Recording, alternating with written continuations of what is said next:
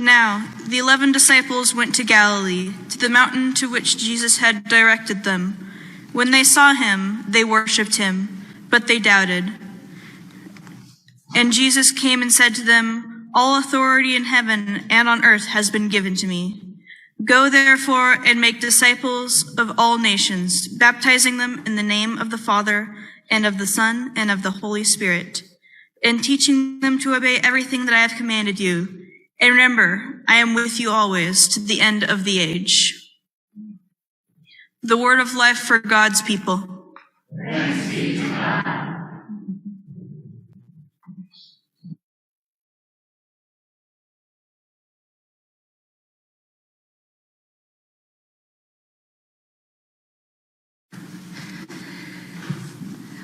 Back in 2008, I was elected to serve as a delegate from Missouri to go to General Conference, the global legislative gathering of the United Methodist Church. General Conference looks a little bit like Congress, except way worse. It's 900 people speaking 5 major languages, and it only meets for 2 weeks every 4 years. So you can imagine how productive it really is. Well, I remember a particular piece of legislation that came before the body. It was a funding request for a new ministry in the Philippines. And there was a sense of excitement for this project.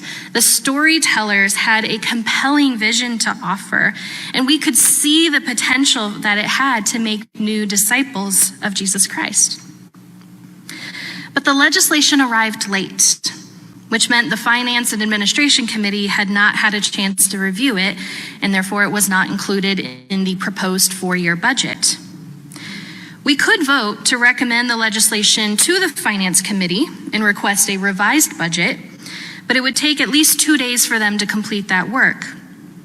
They could then bring it back to present the new budget, but our standing rules said that reports could not be voted on until they had been properly before the body for at least 24 hours.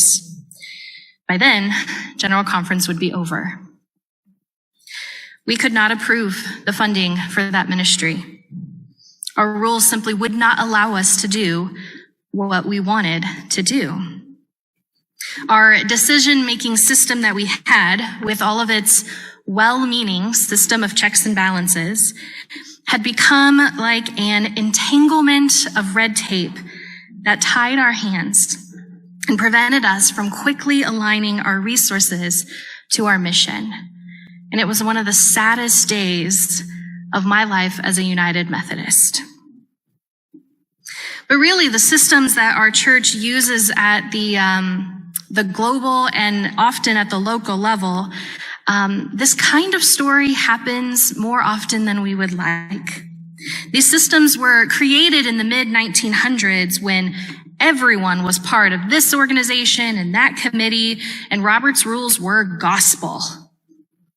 At that time, society was predominantly Christian, here in America at least, and culture was just funneling people our way on Sunday mornings. You didn't have like competing soccer games or other certain kinds of stores open. Culture funneled people to church. And so things were great. All we had to do was keep the ship running and stop anything too drastic from rocking the boat. Well, fast forward to the 21st century, and we know that things are different now.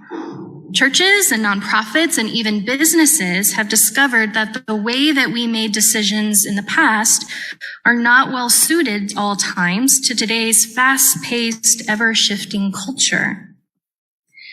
Instead, administrative structures that are simpler in design are better able to respond to changing conditions, and as a result, organizations that use simpler structures are more likely to succeed at their mission.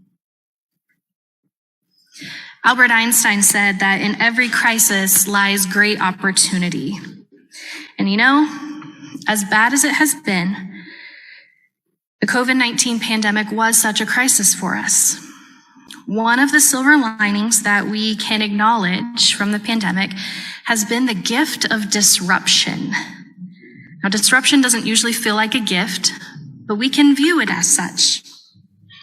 Churches everywhere had the opportunity to pause and reevaluate everything. And when the needs of the community changed, some churches were able to quickly shift their vision and reallocate their resources to respond to this new world. Many of the churches that were able to do so did it because they had already been operating with a simpler administrative structure that enabled them to put their mission first above all else. So friends, for 3 weeks, we're going to be spending some intentional time learning about what a simpler administrative structure could look like for us here at Newberg First. And it's all for the sake of being more effective at our mission. Now, this is a 5-part learning series. 3 of them are going to be offered in sermons, and 2 parts will be offered in the fellowship hall after worship starting next week. And if you happen to miss a session, we're going to make the recordings of these available on our church website. Now, if you hadn't heard about Simplified Accountable Structure yet, the church council and some of our committee members have been exploring this. We call it SAS for short. We've been exploring this for about a year now, and we've received the blessing of our district superintendent to explore it further as an entire congregation. So I want to share with you that my goal for these next 3 weeks is to explain what a simplified structure is and how it could help us be more effective at achieving our mission. And then we're going to have a whole month where we can meet in small groups and one-on-one if you would like to clarify any questions. And then we'll take a vote as a congregation on whether to adopt this at an all-church conference on July 10 after worship. We want to make this process transparent, clear, at a slow enough pace that everyone gets their questions answered, and then allow all professing members of the church a chance to say what kind of future we would like to operate in for our mission in this new post-pandemic world. But before learning any of the what, we should first learn the why, and that starts with the church's mission. Jesus gave us the Great Commission in Matthew 28. Go and make disciples of all nations, baptizing them in the name of the Father and of the Son and the Holy Spirit, and teaching them to obey everything I have commanded you. This, my friends, is the universal mission of the church, although churches like to find ways to shorten and paraphrase it. So in the United Methodist Church, we explain it this way. The mission of the church is to make disciples of Jesus Christ for the transformation of the world. So local churches should not be spending any time trying to wordsmith their own mission statement because we all share the same one, and it's based directly on Jesus's instructions. But just because all churches share the same mission doesn't mean all churches are the same, right? We know that there's a lot of differences between churches, even between Methodist churches. And that's because churches have different visions. Vision is the unique way that a local church achieves the shared mission. So think about mission like the destination for a cruise ship.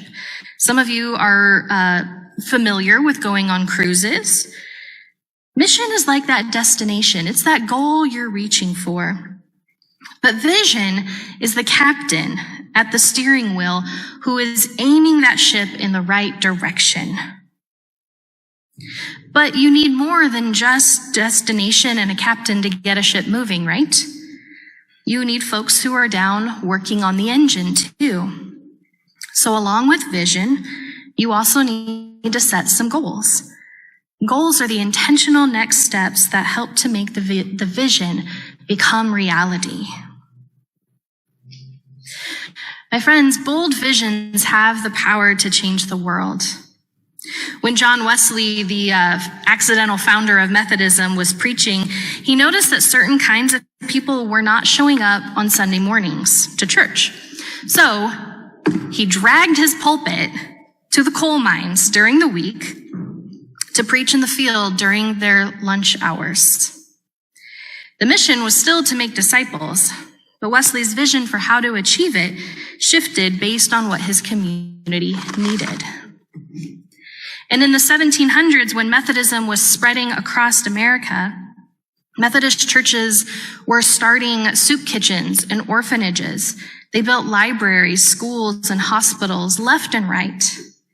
There was this vision that if the church was going to meet the spiritual needs of people, they had to meet people's physical and emotional needs too. At some point, we stopped doing that and barely even started new churches.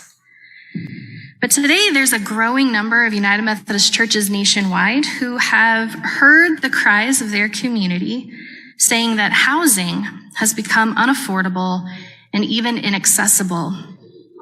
And so now there are many churches who are getting creative to build new housing for their neighborhoods. Because there's this compelling vision that in order to make disciples in the community, we have to first ensure that people can afford to simply live there. Well, how does the church figure out what its vision should be? If we don't all have the same mission, how do we know? How do we figure out what our vision should be? Well, this is from the work of Kay Cotan, whose book, Mission Possible Edition 3, we are using to guide our SAS discernment process. And she shares that vision is determined by three things. First, we look at the needs of our community. Then we look at the gifts of the congregation. And finally, we look for the passions of the church's leaders. And vision exists at the intersection of all three of these things: the needs of the community, the gifts of the congregation, and the passions of the church's leaders. Now, I want you to notice that personal preference is not on this list. How about that? Because vision is God's preferred future, not our own. And to truly discern God's preferred future, we have to be willing to set aside special interests and personal agendas. But we do this work together. We discern the vision together as a congregation. Don't ever let your pastor determine a vision all by themselves. It probably won't end well. Instead, the laity need to own the vision of a church too, so that, for one, it's not disrupted during a pastoral transition. But two, so that the vision can more accurately reflect the gifts that the congregation has, the passions of its leaders, and it's the laity who are out in the community in more places than the pastor could ever be, discerning the needs of that community. So about once every 2 years, congregations need to hold a kind of visioning day where the vision is discerned by the whole congregation. And then once that vision is named, the governing board, which we're going to talk about in a couple of weeks, the governing board sets the goals and aligns the church's resources towards those goals. Together, as a congregation, we discern the vision, and then the governing board sets the goals, those next intentional steps. Every 2 years, does that sound like a lot to you? Once upon a time, churches were encouraged to have a 10-year plan, right? Some of you can remember that. And then eventually it became, you need to have a 5 to 7 year plan. I'm sure other kinds of organizations had this too. Well, the rate at which things are changing now, churches really need to be examining their vision every 2 years. And maybe the vision is still relevant, or maybe the vision needs to shift. Because vision changes anytime one of those three elements change. If the needs of a community change, you need to change the vision, because what you were once doing is now no longer needed. If the gifts of a congregation change, you need to change the vision, because the congregation simply can't do what it isn't equipped to do. And if the passions of the church leaders change, you need to change the vision, Because leaders who are doing ministry that doesn't align with their passions or values will quickly burn out. And this is sometimes really hard stuff for churches to navigate. Bringing a much-loved ministry to an end can be a really painful experience, but it doesn't have to be this way. For 10 years, my mother ran a missions project in my home church in Cassville, Missouri. And it was this partnership between our church and a United Methodist church in Mozambique, Africa. As part of this relationship, we paid for their pastor's salary. We emailed and even visited with them. We went on 3 different trips for 2 weeks to just build relationships.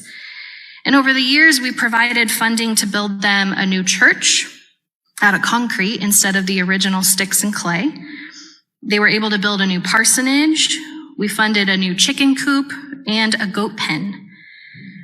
We also helped them purchase medicine when a wave of cholera broke out, and we gave seed money for their women's sewing business. So this was a mission project that transformed lives. It literally saved lives at times. And my church was happy to support that project financially, with my mother coordinating everything. But then my mother died, and it was no longer obvious who would keep that relationship going. We knew that it was still important work, but no one really stepped up for about a year. And soon I moved to begin my seminary school. So when my home church received a new pastor that next year, I emailed him to tell him the story of that Mozambique relationship, and I explained how much it meant to my family. And then I gave him my blessing to let it go. The church didn't really need my blessing to end that ministry. But my hope was that if they knew they had my blessing, some of the folks who knew my mother and wanted to keep that ministry going because of her, that they could release some of their guilt over being unable to keep that ministry going. Because in truth, the passions of the church leaders had changed, because one of the passionate church leaders was no longer with them. And so it was okay for the vision to change too. It did not mean that the project wasn't still needed. It did not mean that it wasn't the right thing to do for the 10 years that we spent on it. It just meant that this particular ministry in that form had run its natural course, and now it was time to discern a new vision. Isaiah 43:19 through 21 says, in the Message paraphrase, "Forget about what's happened. Don't keep going over old history. Be alert, be present. I'm about to do something brand new. It's bursting out. Don't you see it?" Friends, when individual ministries come to an end, there is new room for us to partner with God to do something new. Well, just as individual ministries have a natural life cycle, congregations have a life cycle too. So I want you to take a look at this chart.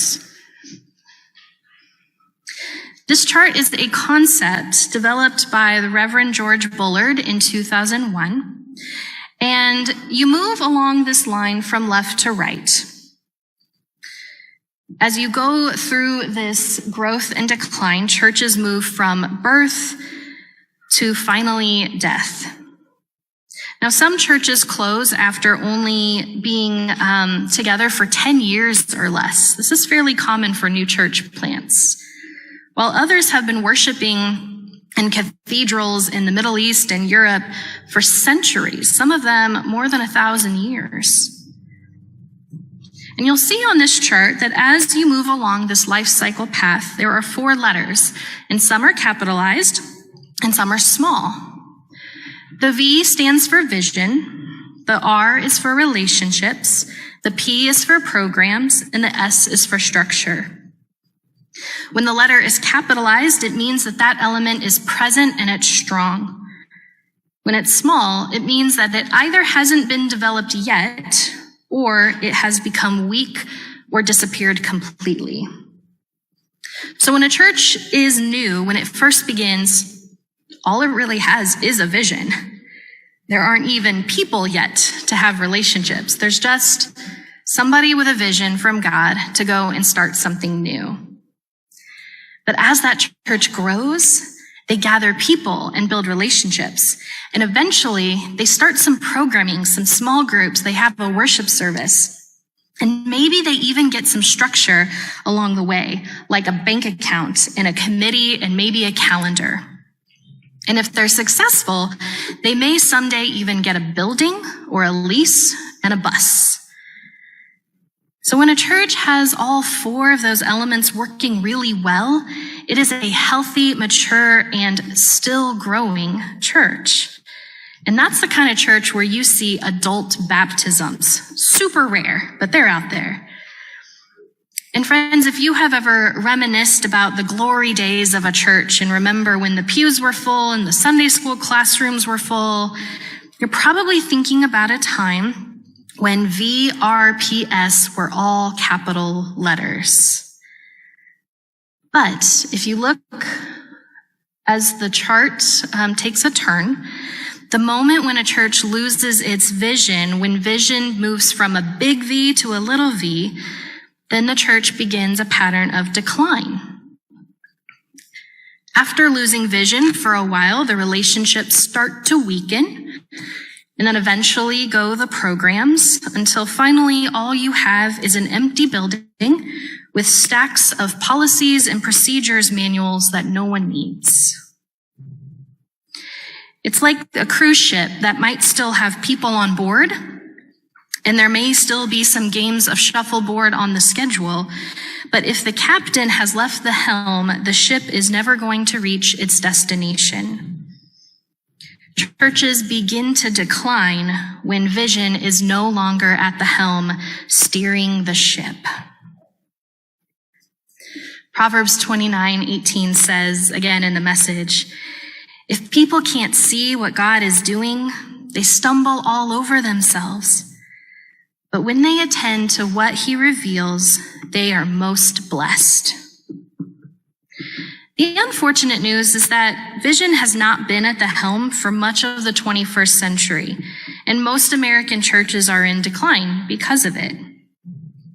But the good news is that revitalization can be ignited by casting a new vision. Once you begin a decline, you are not doomed to keep going. You can actually launch back up on a new growth cycle.